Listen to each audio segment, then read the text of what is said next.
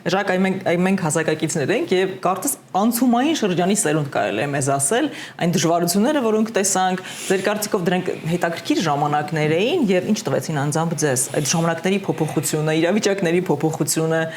այդ անցումները։ Ես հաճախ եմ մտածել ու դա կարծում եմ, որ ոչ միայն ես, այլ շատ-շատերս ենք մտածում եմ, որ մի մարդու կյանքի համար այս անցումները չափազանց շատ թվացին։ Այս անցումները պատմական այնպիսի փոփոխություններ մի մարդու համար հաճախ եմ դա մտածել, այսինքն ավելի պարզ ասենք մեր հետևորդներին, ձեր հետևորդներին, նկատի ունեմ ծնվում ես մի պետության մեջ, որտեղ բոլորովին այլ հասարակարգ է, բոլորովին այլ արժեքներ են գովազդում, մտածելակերպ եւ այլն,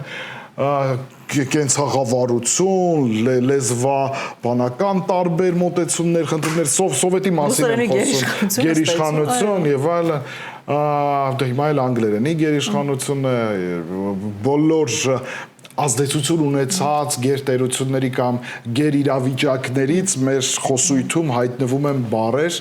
սովետական միությունը, ով կհավատար, որ այն կփլուզվի, մենք դեռ երեխա ենք, դա փլուզվեց։